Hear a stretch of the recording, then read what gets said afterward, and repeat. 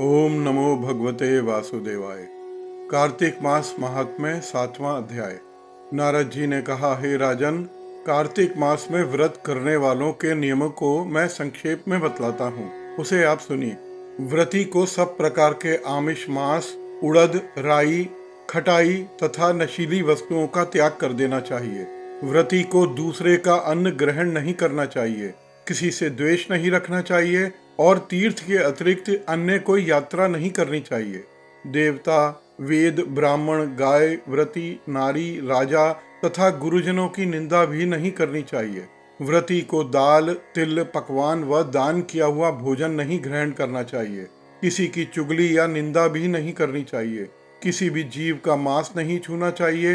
पान, कत्था, चूना, नींबू, मसूर, बासी तथा झूठे अन्न का भी प्रयोग नहीं करना चाहिए। गाय, बकरी तथा भैंस के अतिरिक्त अन्य किसी पशु का दूध नहीं पीना चाहिए। कांसे के पात्र में रखा हुआ पंचगव्य, बहुत छोटे घड़े का पानी तथा केवल अपने लिए ही पकाया हुआ अन्न का प्रयोग करना चाहिए। कार्तिक मास का व्रत करने वाले मनुष्य को सदैव ब्रह्मचर्य का पालन करना चाहिए।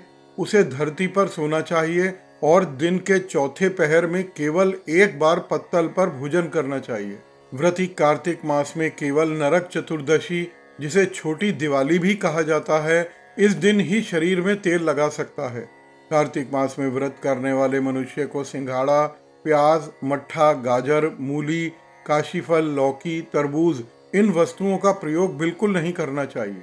रजस्वला, चंडाल, पापी, मलेच्छ, पतित, व्रतहीन, ब्राह्मण द्रोही और नास्तिकों से बातचीत नहीं करनी चाहिए। भगवान विष्णु को प्रसन्न करने के लिए अपनी शक्ति के अनुसार चंद्रायण आदि का व्रत करना चाहिए और उपर्युक्त नियमों का पालन करना चाहिए।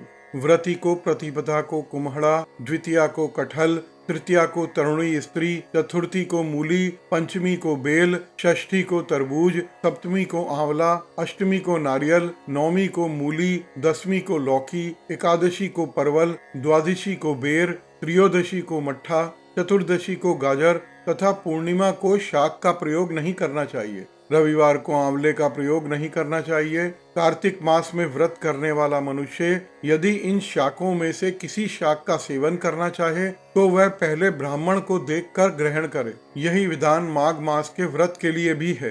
देवोत्थानी एकादशी में पहले कही गई विधि के अनुसार नृत्य, जागरण, गायन, वादन आदि करना चाहिए। इसको विधि पूर्वक करने वाले मनुष्य को देखकर यमदूत ऐसे भाग जाते हैं जैसे सिंह की गर्जना से हाथी भाग जाते हैं। कार्तिक मास का व्रत सभी व्रतों में श्रेष्ठ है। इसके अतिरिक्त जितने भी व्रत यज्ञ हैं वह 1000 की संख्या में किए जाने पर भी इसकी तुलना नहीं कर सकते हैं, क्योंकि यज्ञ करने वाले मनुष्य को सीधा वैकुंठ की प्राप्ति होती है। जिस प्रकार राजा की रक्षा उसके अंगरक्षक करते हैं, उसी प्रकार कार्तिक मास का व्रत करने वालों की रक्षा भगवान विष्णु की आज्ञा से इंद्र आदि देवता करते हैं।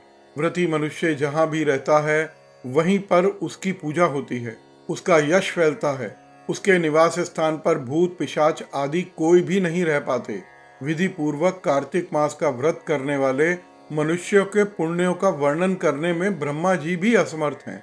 यह व्रत सभी पापों को नष्ट करने वाला है, पुत्र पौत्र प्रदान करने वाला और धन धान्य की वृद्धि करने वाला है। कार्तिक मास महात्म्य 7वां अध्याय समाप्त हुआ।